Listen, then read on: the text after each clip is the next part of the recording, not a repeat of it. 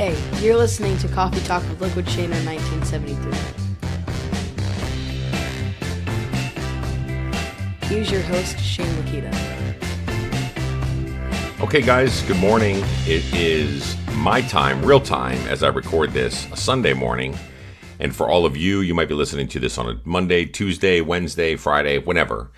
But today's Sunday for me, and I'm reflecting today because I feel like after a great week this last week, I am planning for the next week up and coming. So I wanted to share my thoughts with you real quick on this podcast. You are listening to Coffee Talk with Liquidshano 1973.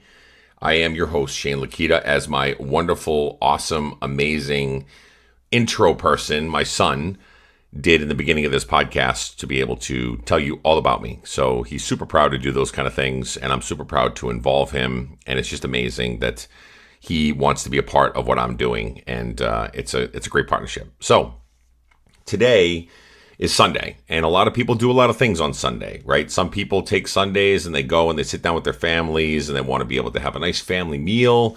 They want to sit down and have a nice conversation, talk about the week, talk about what's upcoming, those kind of things. Some people, it's all about family. Some people use Sundays as days to prep for the week, right? They put their lunches together. You're putting your sandwiches together. You're putting your Tupperware containers. You're getting everything all ready for the entire week for you to be on point, ready and steady throughout the week with your eating, because maybe you're on the road or you're doing different stuff, or you're even working in an office where people are bringing in your community chips, potato chips, cookies, candies, whatever else that they want to throw at you and throw at you hard right at your face, right? So you got different things that people like to do on Sundays. And I always like to call it a recalibration day because you might have had a whole week that was right on point, and now it's a calibration day to continue to push forward. Take a look at what you were successful with and be able to dive into the next week with the same vim and vigor and really just be able to bring the same amount of energy that you just had from the last week, right? It's a great segue from one to the next, a good bridge. Sometimes Sundays can be used for this week sucked, right? It just was horrible. I had a lot of crap going on. I had all kinds of stuff happening. I wasn't on point with my eating game. I wasn't on point with my exercising game. I'm feeling like crap or whatever. And Sunday is a good time to be able to say, let's get a refocus and refire for this next week to be able to push forward and do whatever's necessary for me to be successful this next week, learning from what I did wrong or things that happened to me the week before. Okay, so Sundays are different versions for different people. But here's what I do on Sundays. A lot of times I will go into some prep mode of some food, or I'll put some snacks away or some things to make sure that my fridge is filled with healthy items or options. So during the week when I'm out traveling and I'm hitting the road and I get home, have a nice healthy meal with my family, when everybody goes to bed, that's when the evil mouse will come out and play, and snack time happens and the fridge opens and you're looking in there, you're peeking in there for any kind of things to be able to curb your appetite or get your sweet tooth taken care of or whatever. All those things. You've been there. I know I've been there many times. You know exactly what I'm talking about. The snack times are the worst, okay? So for me, Sundays are a lot of times outfitting my house with healthier foods. Like my wife right now just popped out to the store. She's going over to Sam's Club to be able to pick up all kinds of healthier items. So she's picking up some veggie trays, and picking up some ground turkey, picking up some rotisserie chicken, different stuff that we can kind of put stuff together to healthier options that are much better than your chocolates and your caramels and your candies. Because alert everyone, if you're walking out to some of the stores that are out there, like Walmart, like all these different places, they already have Halloween candy out in some places. We are at the beginning of August and they already have a function or a holiday for the end of October where they're whipping out these holiday Halloween candies for people to put into their house, put into a bowl and say, I'm going to save that for the end of October. Nope. You know what happens? You get it home, you put it on the bag on the table, you put the bag into the cabinet or whatever, you try to hide it away to say that you're not going to use it, and you eat the bag. Or you snack on the bag. I'm just going to have one of those little Snickers bars. Maybe just one of those little Twixes. And the next thing you know, one becomes 2, which becomes 20, which becomes 50, and the bag is gone. Now you got to go replenish the bag to not feel guilty about the fact that you just ate the first bag, so you got to replace it with a new bag.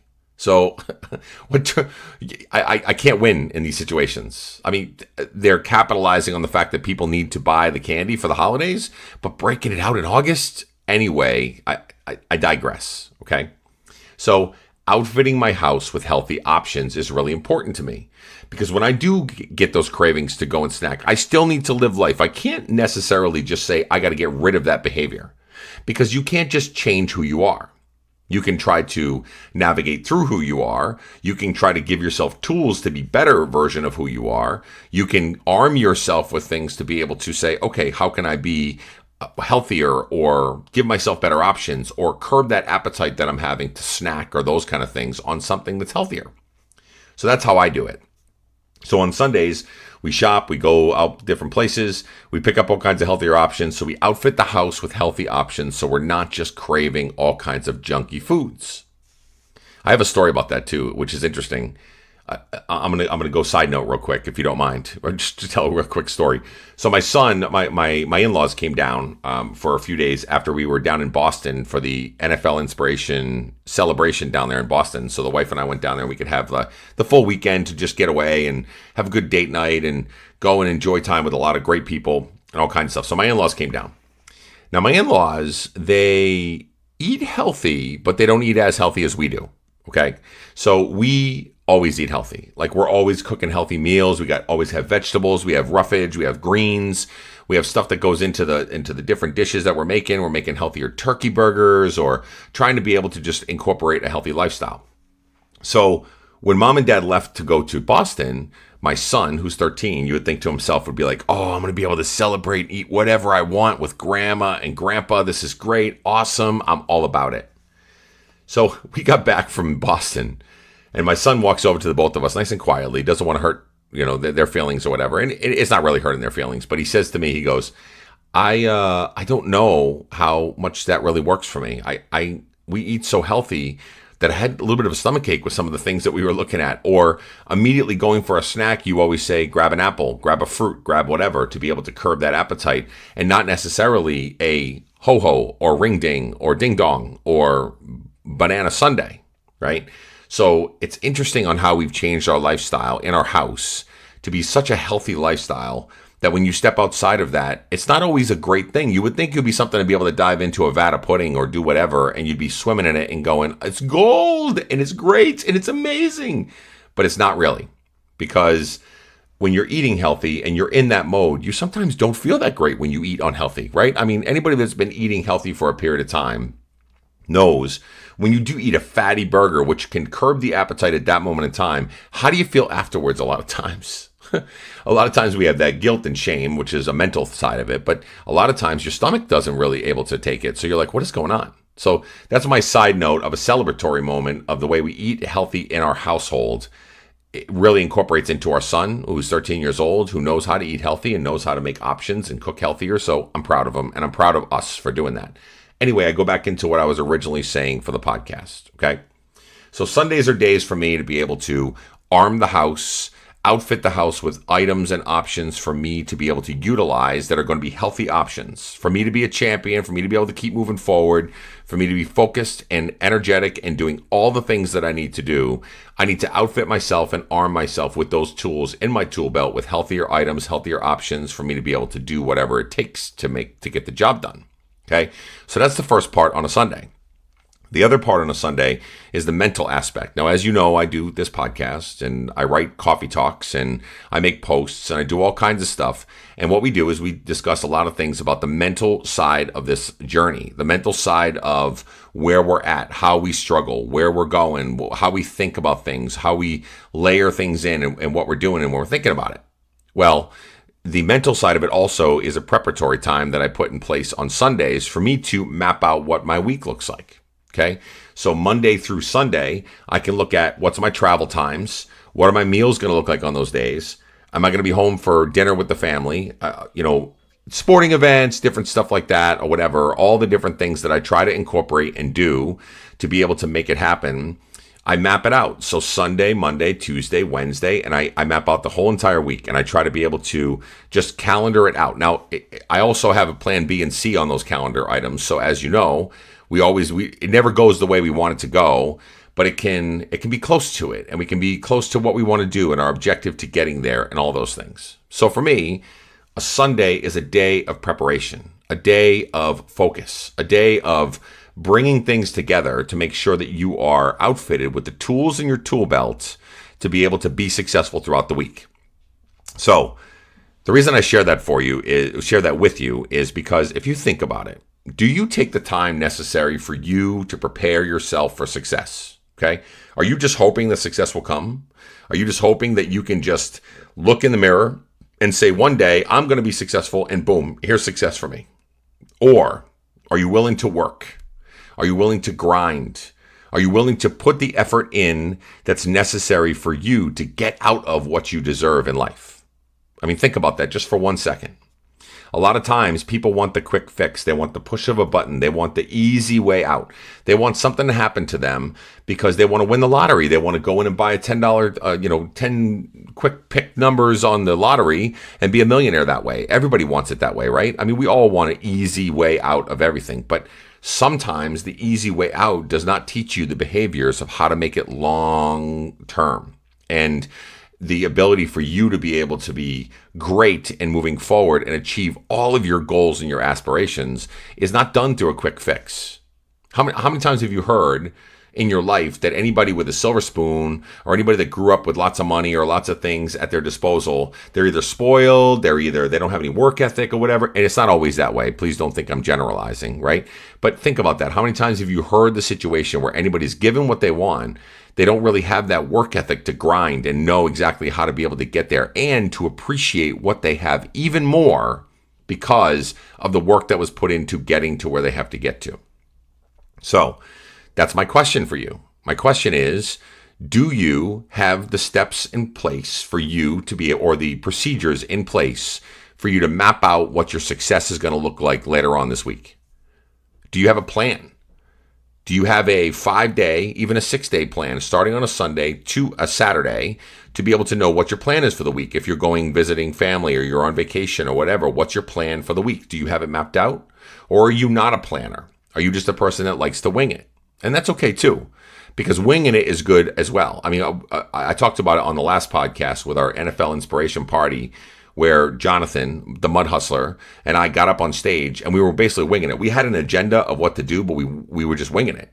And it came across better because it was just us. It was being genuine. We made some mistakes along the way. We were able to step up and rise above those mistakes and keep moving forward. Everybody was so authentic and we just connected with the crowd. It was so great, right?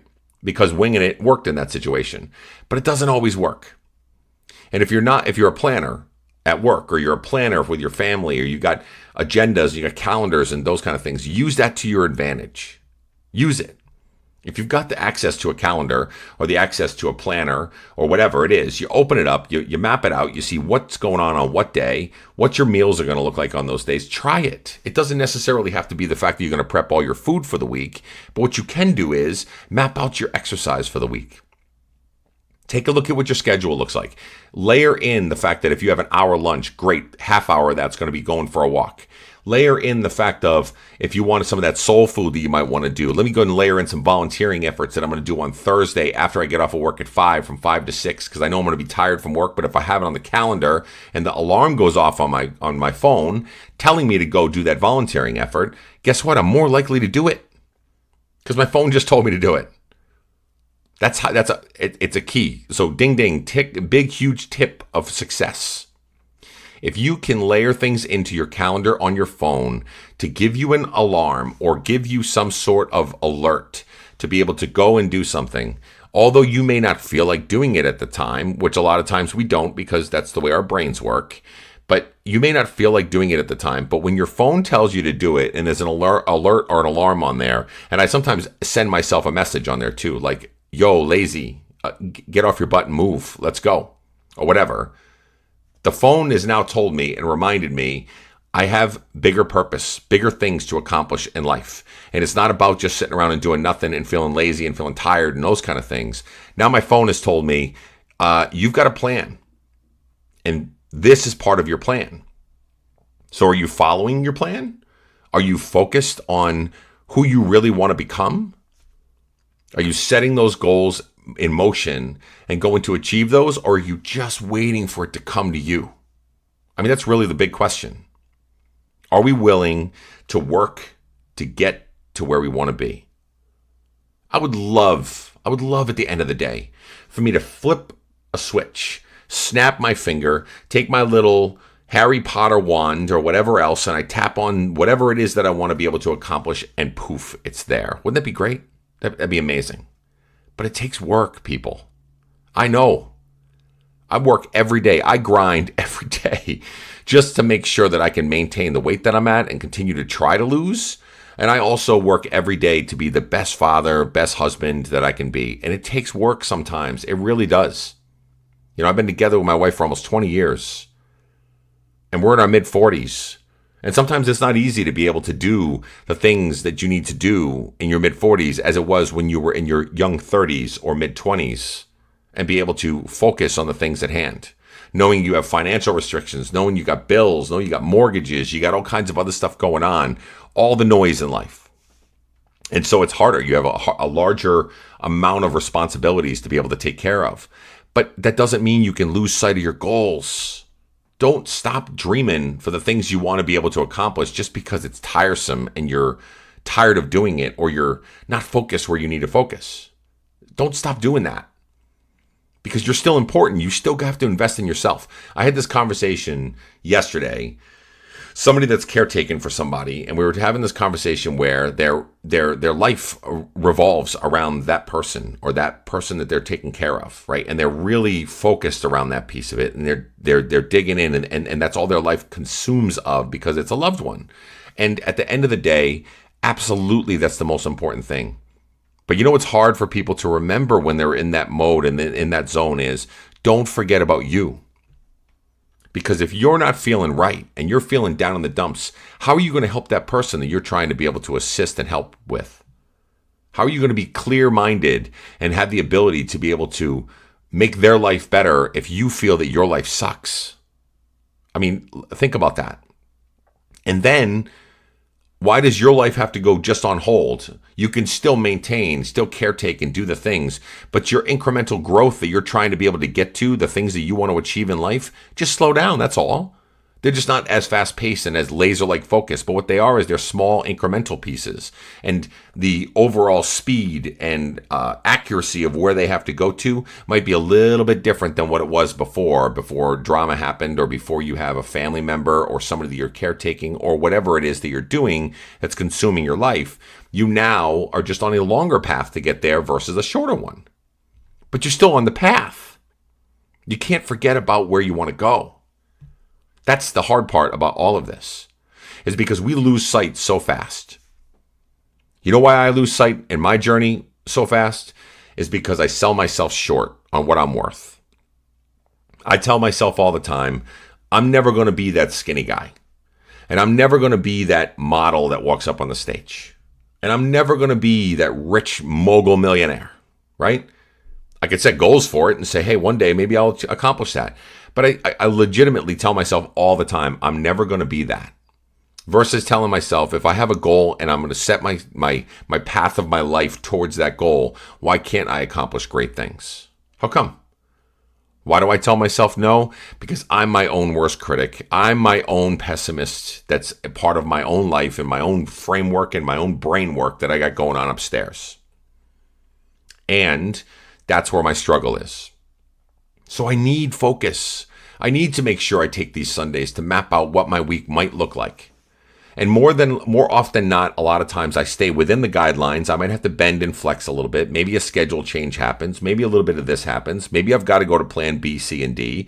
That's okay. At least I have a framework and I've accomplished some things. So on this Saturday, the week after, I can look back on my week and say, you know what? Okay, I might not have accomplished everything that I wanted to during these 5 days, but look how many things I did accomplish. Look at the things I did do. I did get to the gym 3 times. I did eat healthy 4 out of the 5 days. I did, while I was on the road, make sure that I wasn't stopping by McDonald's drive-thru and picking up a couple quarter pounders. Right? Think about that.